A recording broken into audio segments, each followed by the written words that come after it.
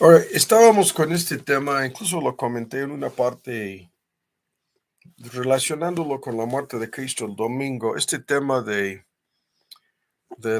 lo que se llama la teología, aunque no es en sí teología, es la perspectiva del gusano, ¿no? Y los gusanitos.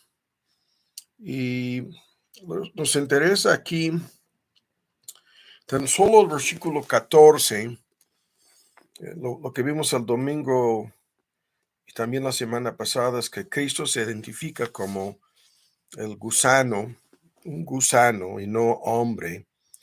En el Salmo 22, un salmo mesiánico, vimos una parte de esto el domingo pasado. Y aquí en el versículo 14, el mismo punto, en donde Dios se dirige a los creyentes y nos identifica con Jacob, este gusano, ¿no? De los patriarcas, el más menos indicado, el más débil, el más necio incluso. No temas, gusano de Jacob. Y de inmediato esta fórmula, gusano, ¿no? De Jacob, y vosotros los pocos de Israel, y identificándonos, ¿no? Con el pueblo de Israel y con el patriarca Jacob. Y lo que el texto dice es, yo te ayudaré. Esa es una tremenda promesa, dice Jehová. Es tanto pasado, te ayudé, te socorrí en la versión antigua y te ayudaré, es tanto del pasado al futuro, ¿no? La promesa. Y esto lo dice el Señor, Jehová, tu Redentor, el Santo de Israel.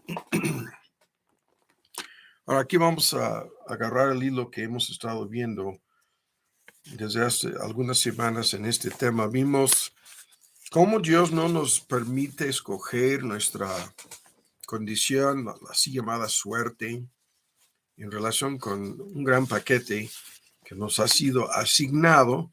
No escogeríamos las cosas pesadas, las cosas difíciles, y sin embargo llegan a suceder, ¿no? A todos los creyentes llegan estas cosas. Y lo que nos interesa en este estudio es cómo Dios se compromete a ayudarnos. Eso es lo que el texto dice, yo te voy a ayudar por más gusanito que seas, ¿no? Por más débil, por más necio, por más, en este contexto, en este ejemplo, indigno que seamos, Dios nos considera como su pueblo, los hombres de Israel, ¿no? El verdadero Israel en el Nuevo Testamento es Cristo, sin discutir los temas en relación con la escatología. La iglesia es identificada como el Israel de Dios por Pablo mismo en Gálatas, y cumpliendo en ese sentido el papel del pueblo de Dios bajo el nuevo pacto, el Israel de Dios. Y Cristo es el Israel, el príncipe, ¿no? Que tiene este poder, no es simplemente poder con Dios, el poder de Dios. Y nos da en este texto, en Isaías 41, una tremenda promesa de ayuda en todas estas distintas circunstancias de la vida. Estamos obligados a acudir a las promesas de Dios. Eso es lo que vamos a repasar. Vamos a dar un mini bosquejo sobre una parte de estas promesas de Dios, y son la base de nuestra esperanza. Y hay un tema muy amplio, aquí no lo hemos visto todavía, sobre esta fórmula ya y todavía no, en donde en parte lo que esto quiere decir es que hay muchas promesas que ya hemos recibido, que ya se han cumplido en principio en nuestras vidas como creyentes, y hay otras promesas que todavía no se han cumplido. Y esta fórmula que usan los teólogos de lo que es ya una realidad y lo que todavía falta por cumplirse, tiene una amplia, una aplicación amplia, tiene un alcance tremendo a muchos aspectos de la vida cristiana y nuestra peregrinación por este mundo, en donde hay muchas cosas que están siendo cumplidas, que están en el proceso de cumplirse. Y hay otras promesas. Esto es en la sala o salón de fama de los héroes de la fe.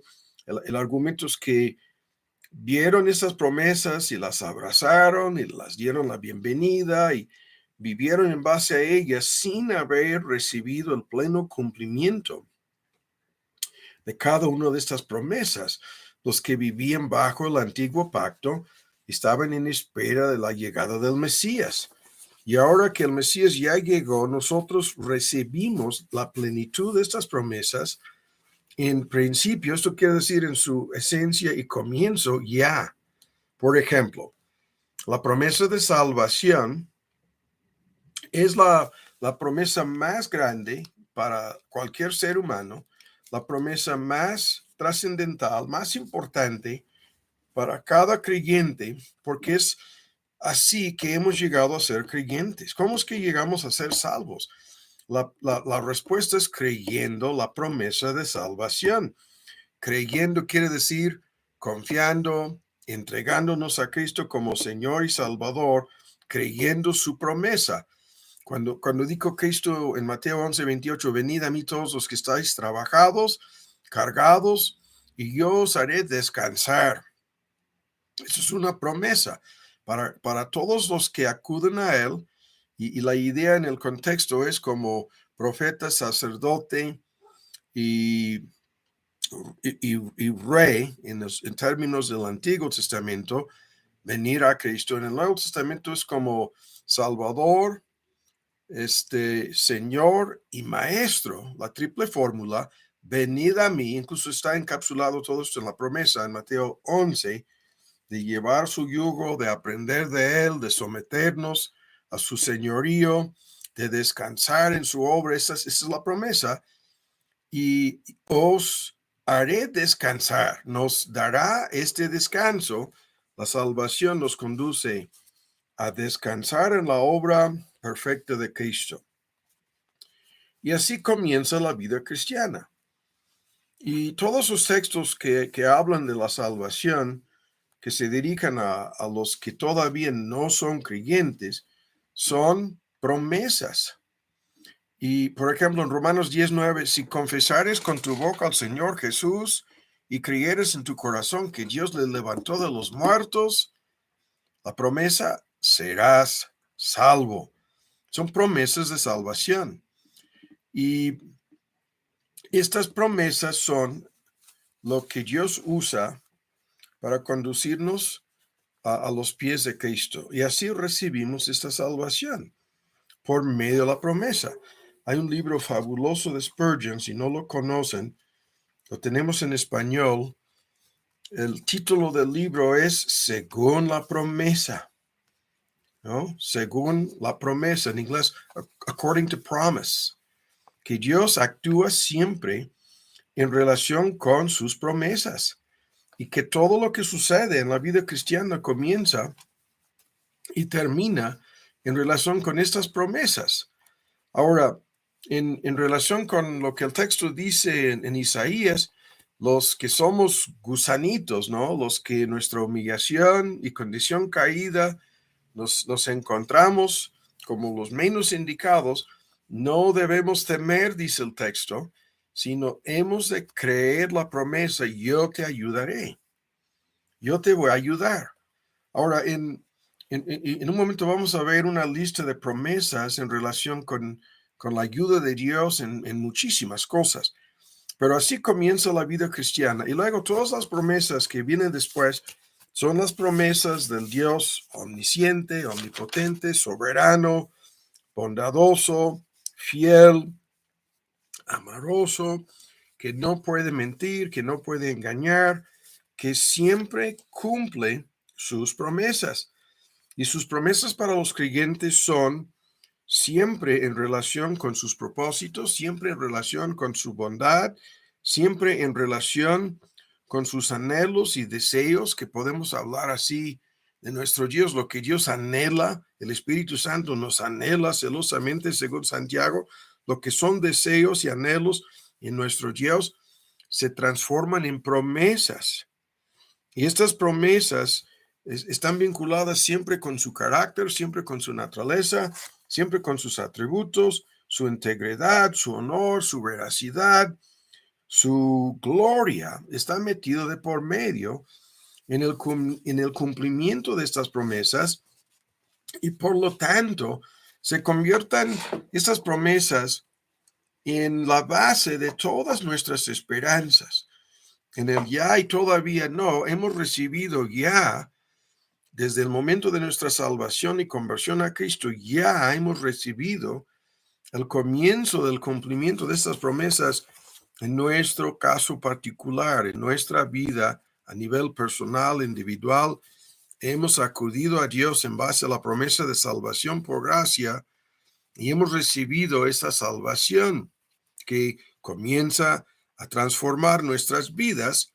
Y en la lista de promesas que vamos a repasar, y simplemente vamos a citar textos en un mini bosquejo en el tiempo que nos resta, vienen tremendas promesas de santificación. Esta palabra santificación es una palabra técnica que habla de separar y consagrar. Somos separados del mundo, el pecado, el diablo, incluso en un sentido en la lucha contra la carne, separados, ¿no?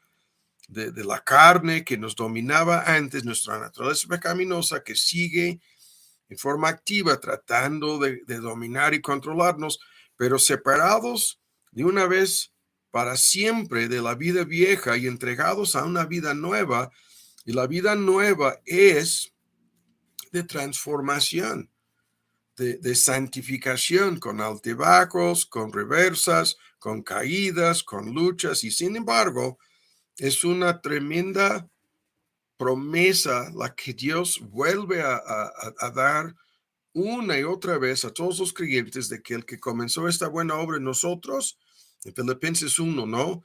Lo que es una promesa y garantía, la perfeccionará, la continuará, la completará, son las traducciones, hasta el día de Cristo, hasta que vayamos a la presencia de Cristo o Cristo venga por nosotros. Continuará Dios transformándonos a través de la santificación. Esta santificación es lenta, dolorosa, involucra siempre una lucha, un conflicto, y sin embargo, las promesas sobre esto son las que se repiten continuamente en todas las epístolas del Nuevo Testamento. Por ejemplo, en Romanos 6:14 dice que el pecado no, la mejor traducción es, no volverá a enseñorearse de nosotros, sobre nosotros, porque ya no estamos bajo la incapacidad y la debilidad de la ley, y la incapacidad de la ley es de transformar nuestra naturaleza. La ley manda, pero no puede cambiar el corazón de nadie. Estamos bajo un poder superior a la ley. El texto dice, estamos bajo el poder de la gracia. Y este poder está operando en nosotros para impedir que el pecado vuelva a esclavizar, dominar y controlarnos en una forma permanente, ¿no? Esto no puede pasar. A esta promesa, ¿no? Hemos de acudir y usarla, ¿no? Incluso en oración, presentar nuestro caso ante Dios y los pecados contra los cuales estamos luchando, y decirle, aquí tu palabra dice que el pecado no puede volver a esclavizarme. Entonces tienes que ayudarme. Ahora, en 1 Tesalonicenses 4:3, el texto más contundente sobre el proceso de santificación dice que la voluntad de Dios es vuestra santificación. 4:3 de 1 Tesalonicenses. ¿Qué es esto? Es una afirmación de todas las promesas. de que la voluntad de Dios, y muchísimas personas se enredan, a esto vamos a llegar terminando, a este tema de la dirección y la guía divina en nuestras vidas. La voluntad de Dios en la dirección, guianza, es siempre en relación con la santificación. O sea, siempre nos va a guiar por sendas de justicia. Siempre nos va a guiar a andar en la luz. Siempre nos va a guiar a que hagamos su voluntad, no la nuestra, sino la suya. Y esta voluntad de Dios, que seamos santificados, es una promesa, ¿no? De que hemos sido predestinados en Romanos 8:29 a ser hechos semejantes a Cristo. Y esto es un tema de mucho, yo voy a usar la palabra, de mucha controversia, ¿no? De que seamos hechos semejantes a Cristo. Obviamente no se va a cumplir a la perfección esta promesa, este propósito de Dios hasta que seamos glorificados y transformados en cuerpo y alma, ¿no? Y sin embargo, es un proceso que ya comenzó, que está obrando en nosotros y en este proceso es un tema muy, muy profundo. No podemos detenernos a discutir estos detalles, pero esto no quiere decir que seamos robots o títeres o marionetas, no. No quiere decir que vamos a perder nuestra personalidad, tampoco, sino que, o sea, lo que vemos es Pablo sigue siendo Pablo, Pedro sigue siendo Pedro, y no estamos negando el cambio de nombre que representa el comienzo de un proceso de transformación.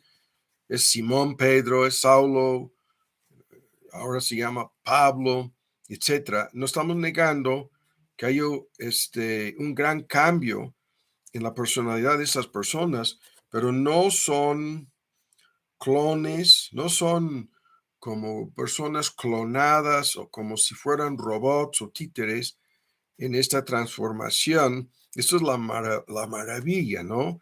La obra de transformarnos es de santificar y transformar a la persona misma, en donde hay toda una serie de cualidades y características que serán desarrolladas hasta cierto punto. Un ejemplo, la fidelidad, ¿no? En alguna medida, todos los creyentes están siendo transformados para que sean cada vez más fieles, cada vez más constantes, cada vez más congruentes, ¿no? Cada vez más leales a Dios en toda una lista de aspectos de nuestra vida. Pero esto no cambia. Pablo no es convertido en Pedro, ni Pedro es convertido en Juan. No, aquí estoy detenido innecesariamente con este ejemplo, pero hay cualidades y características que tienen que ser desarrolladas en nuestras vidas y Dios hará lo que se tenga que hacer para lograr esto en la vida de cada creyente, pero el punto sigue siendo que estas son promesas que se convierten en realidades en nuestras vidas.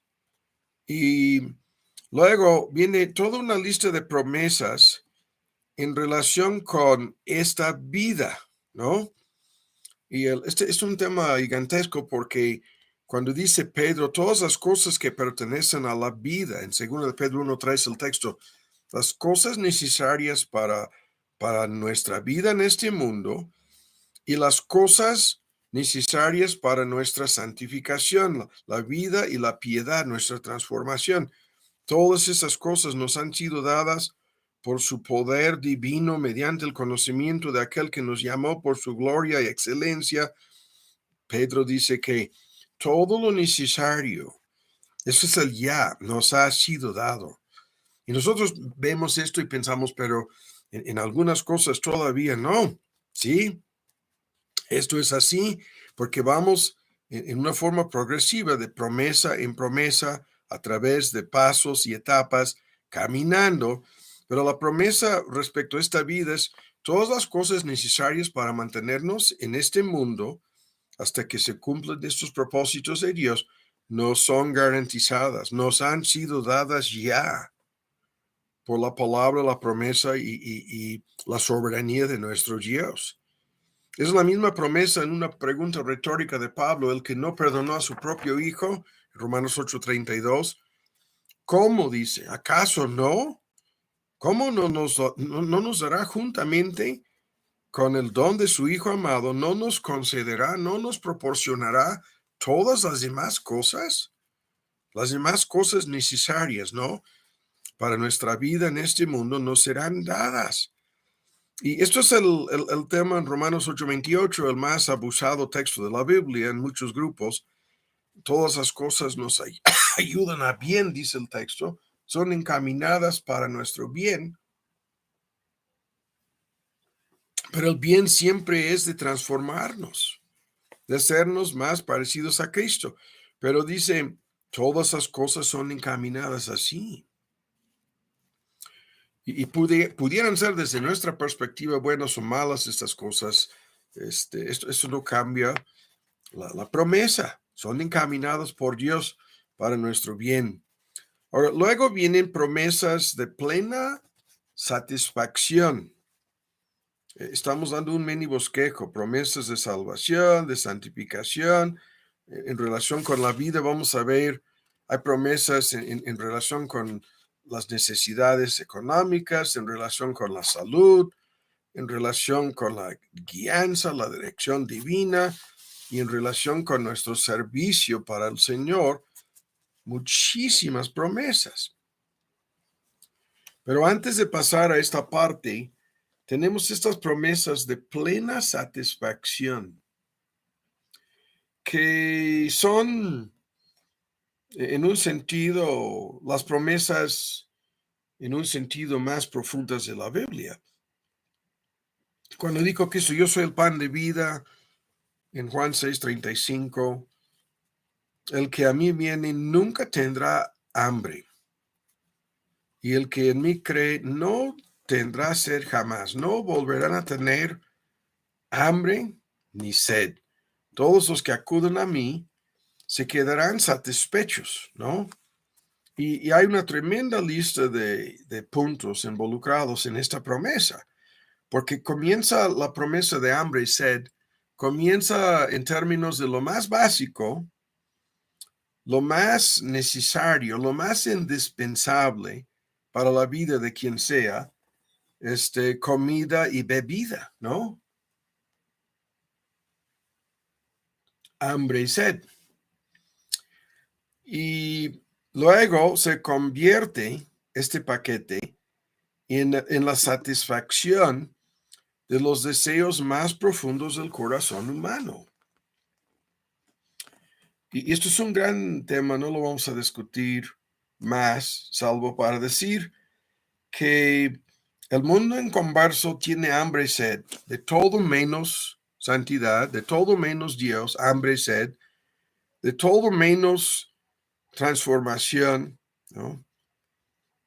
De todo menos, ¿no? Lo que han de desear, es lo que estamos diciendo supuestamente en plena Semana Santa, y andan con hambre y sed en la playa, de vacaciones, y no estamos en contra de que las personas tomen sus vacaciones, eso no es el punto, sino cómo usan este tiempo que tiene otro propósito para los deseos de su carne, ¿no? Su naturaleza pecaminosa, hambre y sed de la satisfacción de toda una lista de ídolos, placeres, vanidades, necedades, ¿no? Van a malgastar su dinero y su tiempo y en un supuesto periodo, ¿no? En donde han de tener hambre y sed de Dios, ¿no? Demuestran lo contrario.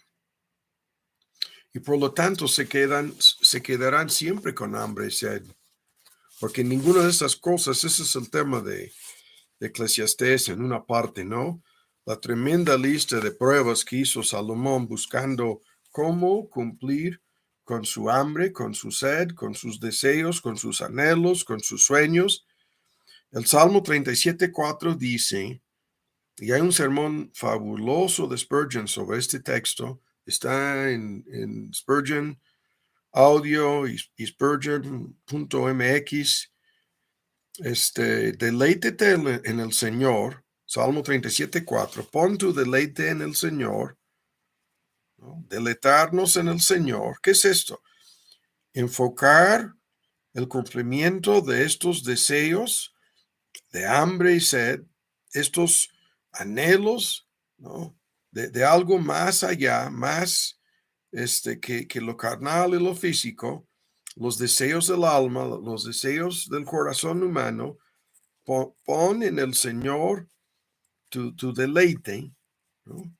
Que es una fórmula técnica para hablar de las cosas que en la ilustración forman esta máxima satisfacción. Buscar todo esto en el Señor, ¿no? Enfocarlo en el Señor y Él te concederá los deseos de tu corazón. Este texto es tremendo. Todos los deseos más profundos de tu corazón, Él te concederá estos deseos. Eso es lo que el texto dice. A condición de que buscas este paquete, no en el mundo, no en la carne, no en los ídolos, no en las vanidades, no en el pecado, no en el ego, no en el narcisismo, sino en Él mismo. Deleitarse te va a conceder esos deseos, ¿no? Eso es el misterio de las bienaventuranzas, es la promesa de felicidad, de una vida llena, ¿no? De satisfacción. El Salmo 37:4 es una de las promesas más profundas de la Biblia. Y lo resume en el mismo argumento en el Salmo 23, lo vimos hace poco. El Señor es mi pastor, nada me faltará.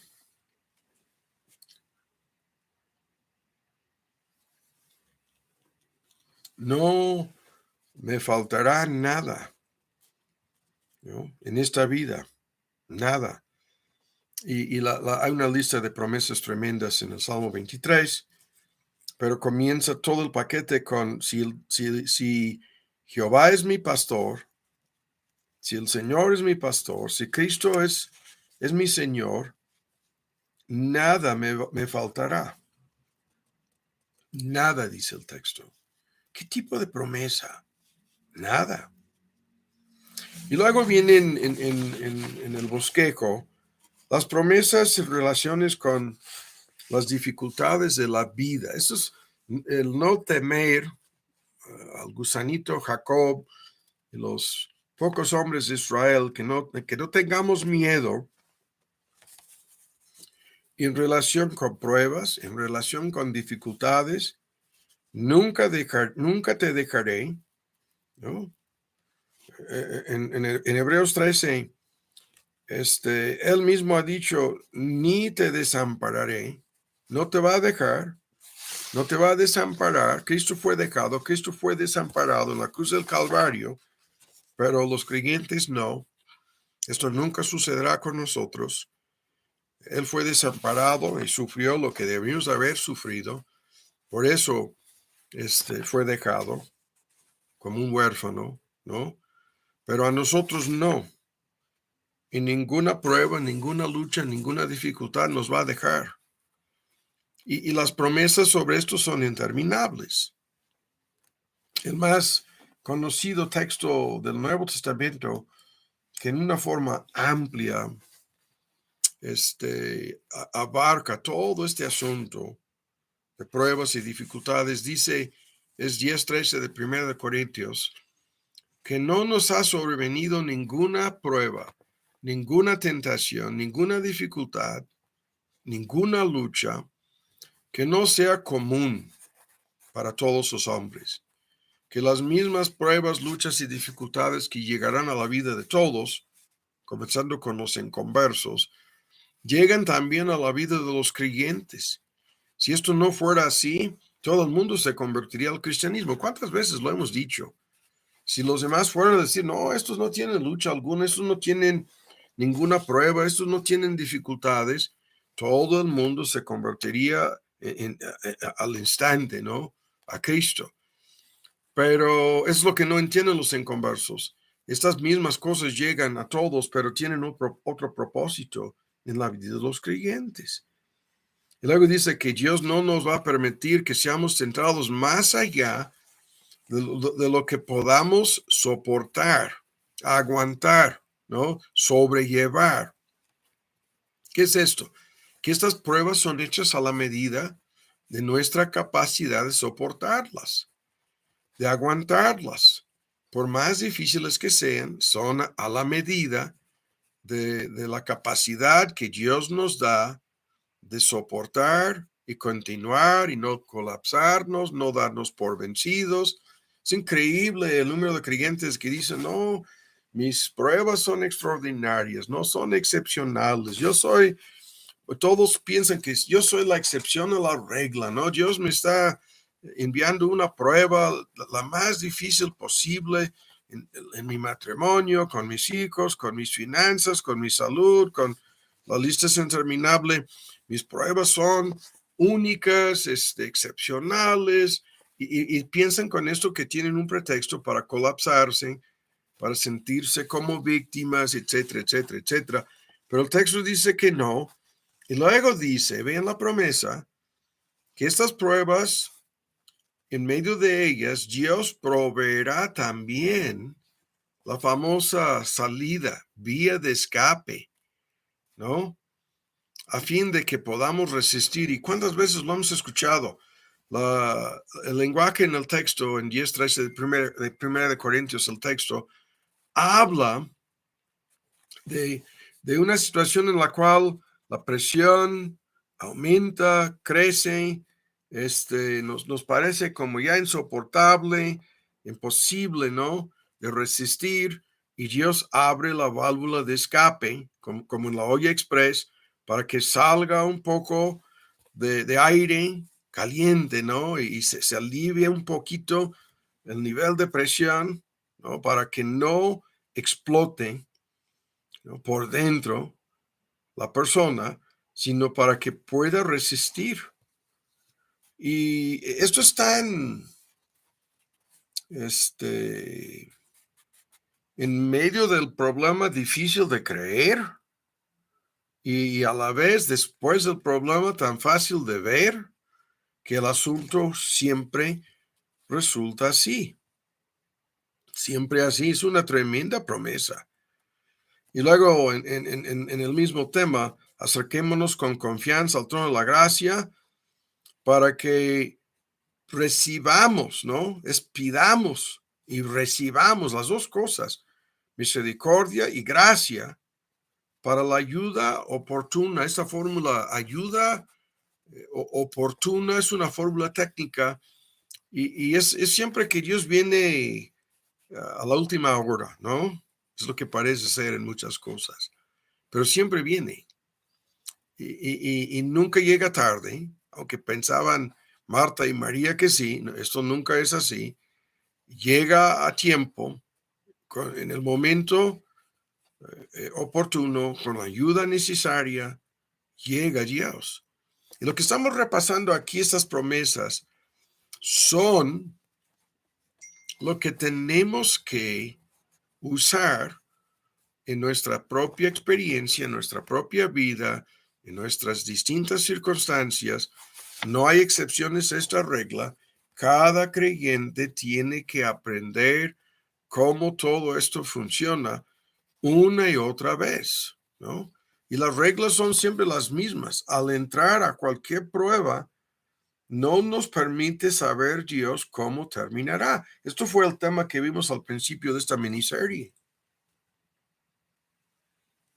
Si fuéramos a saber a ciencia exacta cómo y cuándo y los medios que Dios usará para rescatarnos o ayudarnos, no aprenderíamos nada. ¿no? Es la experiencia de todo esto la que ningún creyente puede evitar. Y al mismo tiempo, lo vuelvo a decir, que estas cosas pasan a todos, las mismas pruebas. Los creyentes somos los únicos que contamos con estas promesas, con este acceso al trono de la gracia, con entrada a la presencia de Dios. Y ahora vamos a concluir, espero hacerlo un poquito más temprano el día de hoy. Vamos a ver, ¿no? Con una subdivisión en el bosquejo en donde hay promesas específicas en cuanto, por ejemplo, a las necesidades económicas.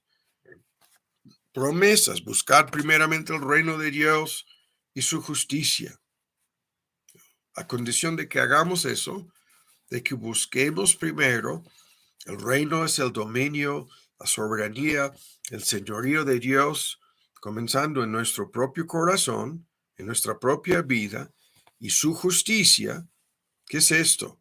Su santidad, ¿no?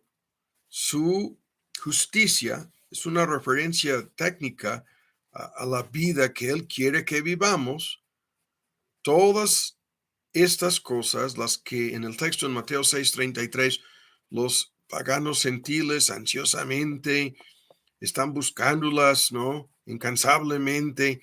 Y el texto dice, nos serán añadidas, nos serán agregadas, ¿no? Añadidas como una parte del mismo paquete, de que nadie puede buscar primeramente a Dios y primeramente el cumplimiento de su voluntad y su justicia en nuestras vidas, sin que estas cosas nos sean añadidas. La promesa es tremenda. Y obviamente no estamos discutiendo esto más a fondo, hemos realizado tantos estudios sobre esos temas. Hay en todas estas promesas, lo que no debemos pasar por alto, invariablemente, en algún sentido, las promesas están condicionadas. Ese es un tema que no vamos a discutir el día de hoy. Las promesas no condicionadas también existen, ¿no? Y incluso las hemos repasado en parte. Dios encaminado todo para el bien, no es algo condicionado por nosotros. Dios perfeccionando su obra, eso no es algo condicionado que dependa de nosotros. No hay ninguna condición que tengamos que cumplir nosotros, ¿no? La misma promesa de salvación está condicionada por el arrepentimiento y la fe, que son la obra de Dios, dones de Dios, que nosotros experimentamos, nosotros nos arrepentimos, nosotros nos entregamos a Cristo, pero es para descansar completamente en su promesa de salvación. Y aquí en el ejemplo que estoy señalando, muchos quieren que las cosas sean añadidas y no quieren cumplir la condición de buscar primeramente el reino de Dios, menos la justicia de Dios, comenzando con sus propias vidas, esta justicia de Dios. Yo voy a decir la santidad, ¿no? La transformación de sus vidas, no la quieren buscar y sin embargo quieren que todo les sea añadido, pero el asunto no funciona así, ¿no? Y luego en 2 de Corintios 9:8, en toda una lista de promesas increíbles sobre la mayordomía, dice 9:8 de 2 de Corintios, que Dios es poderoso para hacer que abunde en nosotros, en vosotros, toda gracia. Es una fórmula, parece que no tiene límite. Toda la palabra gracia aquí es todo su poder, todo su favor, ¿no? Todo lo que nos puede dar gratuitamente, a fin de que teniendo siempre, escuchen lo que dice, teniendo siempre en todas las cosas, todo lo que basta, es un juego de palabras, ¿no? En todas las cosas, en todo tiempo, todo lo que basta, para que abundes para toda buena obra. No es simplemente algo egoísta, no es simplemente algo para cumplir, ¿no? Con lo que yo quiero que Dios haga en mi vida, no, es para que abundemos en toda buena obra. En el contexto era la obra de ayudar a los creyentes necesitados en aquel entonces, y la promesa Dios les va a dar siempre en todas las cosas todo lo que basta, todo lo necesario, todo lo indispensable y aún más. Un suministro suficiente para poder abundar en buenas obras, ¿no? No es con un fin egoísta, no es de enriquecerse, no, no es de vivir una vida cómoda, no, es para abundar en buenas obras, la promesa. Y luego en este texto, uno de los más citados en algunos grupos arminianos, carismáticos, en todo el mundo, están incansablemente algunas de estas sectas citando Lucas 6:38, que dice, dad y se os dará, ¿no? Y la fórmula, tú das y se os dará. O sea, ¿quién es el que nos dará? Y la implicación es Dios o por medio de otros, ¿no? Dios nos va a dar. En la fórmula, lo que usan aquí es la promesa de que si tú das 1,000, Dios te va a dar 10,000, es lo que dice, ¿no? Y si tú das 10,000, Dios te va a dar 1,000,000. No estoy hablando de pesos ni dólares, estoy ilustrando cómo lo manipulan el texto. Y luego el texto dice, se os dará medida buena, apretada, remecida, rebosando, ¿no? Bien, en una medida apretada, buena, remecida, rebosando, darán en vuestro seno, ¿no? Y luego dice que con la misma medida que midieres, os será vuelto a medir. Ahora, ¿qué es esto? No lo vamos a discutir. Es una promesa de lo mismo, ¿no? Y el argumento lo voy a decir en la forma más sencilla, lo que este texto quiere decir. Que Dios no se quedará endeudado con nadie, aunque el asunto no es como un cambalache. Eso es lo que dicen en estas sectas, ¿no? No, estás obligando a Dios, estás haciendo tu cambalache. No, esto no es lo que el texto dice, sino es algo más profundo. Y con la misma medida, ¿no? Os será vuelto a medir. ¿Qué es esto? Es en relación con la mayordomía. Que Dios no te va a dejar empobrecerte, que tú es imposible que seas el perdedor en todo esto, porque si no se cumple esta promesa aquí en la tierra, al pie de la letra, se cumplirá en el cielo, ¿no? Sin lugar a dudas. Ese es el tema de tesoros en el cielo, del 10,000%, de todo lo que hayas sacrificado, todo lo que hayas entregado a servir a Dios y en el reino de Dios, en la obra evangelística, apoyando la iglesia, y etcétera, etcétera. Es la boca de Cristo, la promesa que nadie se va a quedar al fin y al cabo de todo este proceso, es defraudado, ¿no? Avergonzado, menos, ¿no? Arrepentiéndose de haber dado demasiado. Es un tema tremendo. En inglés, you can't outgive God. Tú no puedes dar más a Dios de lo que Él te puede dar a ti. Ese es el argumento. Y que hay algo proporcional. Eso es una parte del tema que no vamos a discutir. Algo proporcional en todo esto. en la misma proporción, en la misma medida en que nos hemos entregado a Él, con todo lo que esto implica, Él mismo se entregará a nosotros, ¿no?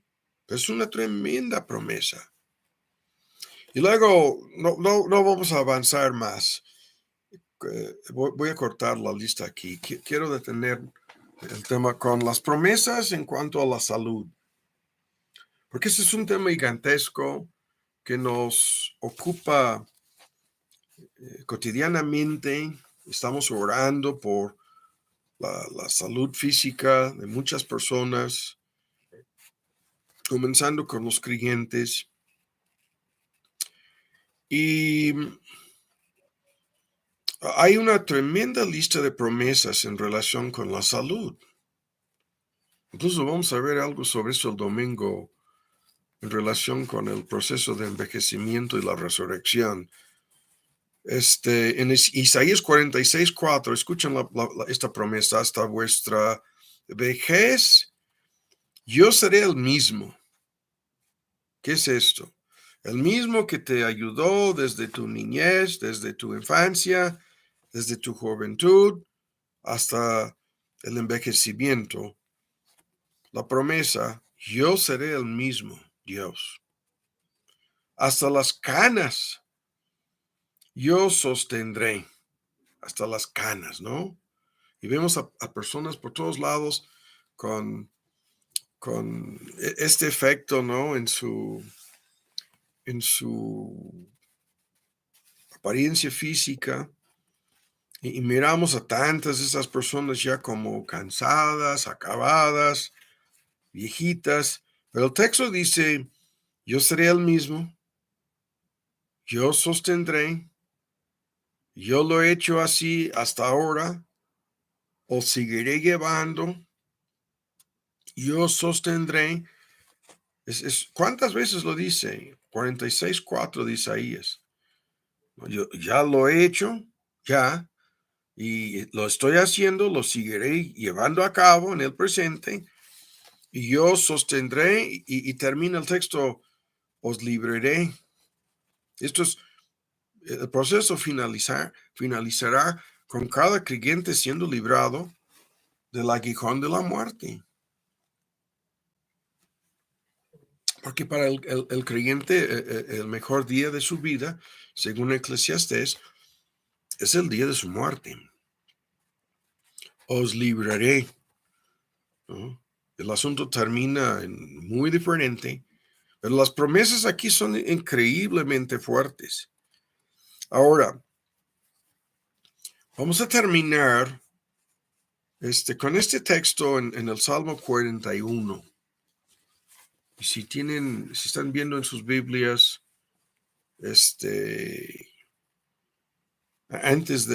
llevo una semana enfermo, aunque ya estoy saliendo. Creo que me enfermé, que me contagié el día de los bautizos. No voy a decir más cómo esto sucedió.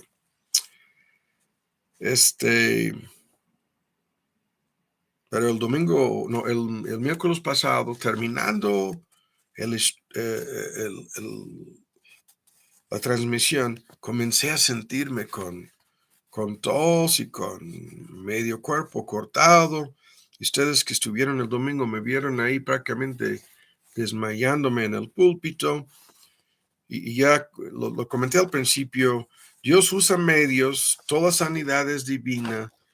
Y los médicos, en este caso la doctora Blanca, dio exactamente en el blanco con la receta médica, y ya estoy a 2 días de que me recetó unos medicamentos, y en contraste con lo que sentía el domingo y el lunes, estoy al 100% mejor ya. Pero escuchen este texto, Salmo 41:3.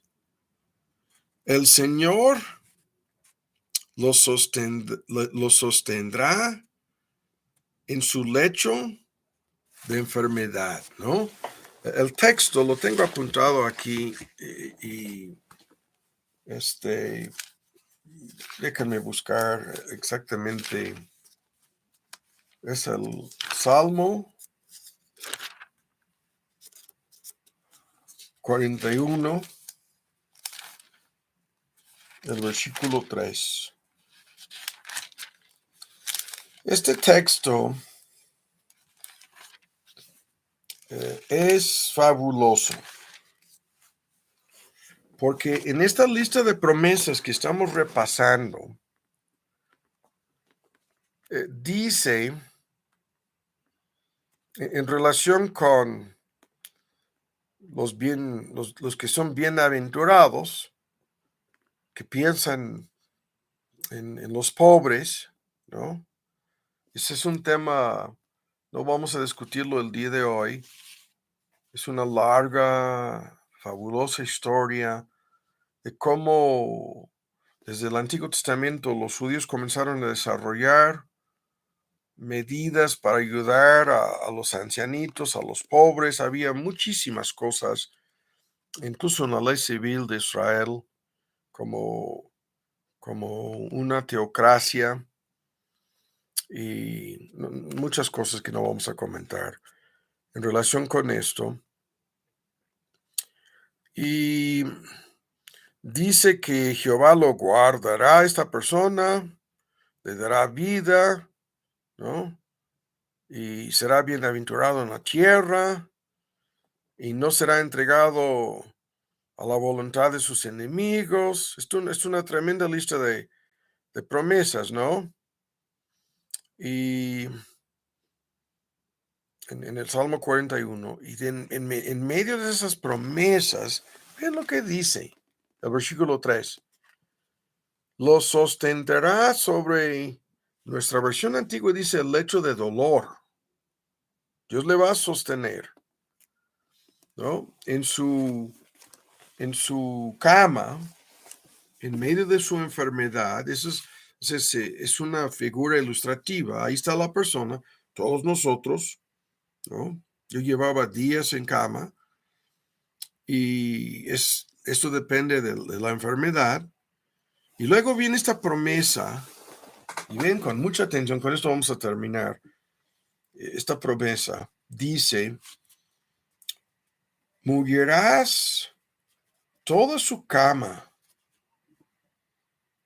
en su enfermedad. Nuestra versión antigua, mullir, M-U-L-L-I-R,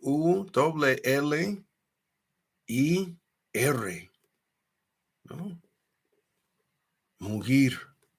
Nuestras versiones en inglés traducen esta palabra del hebreo como Dios tendiendo, arreglando, preparando la cama del enfermo, ¿no?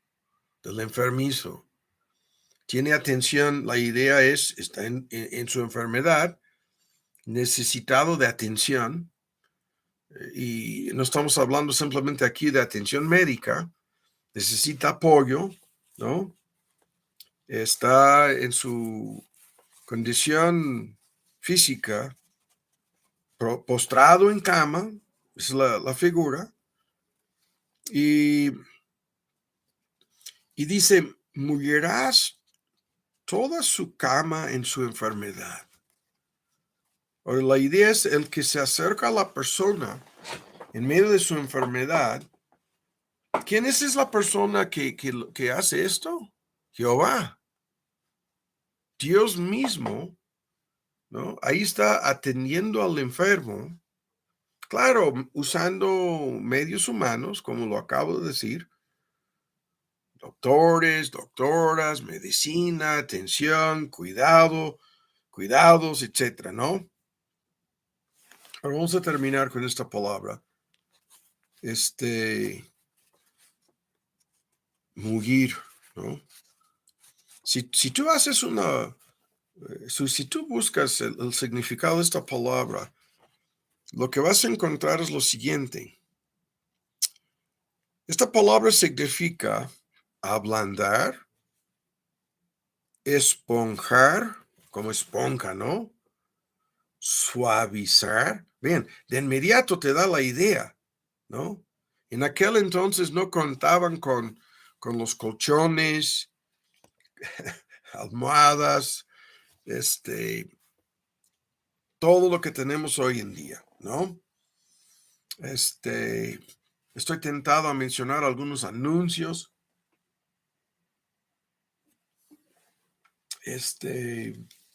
Hay una industria que se dedica a esto hoy en día.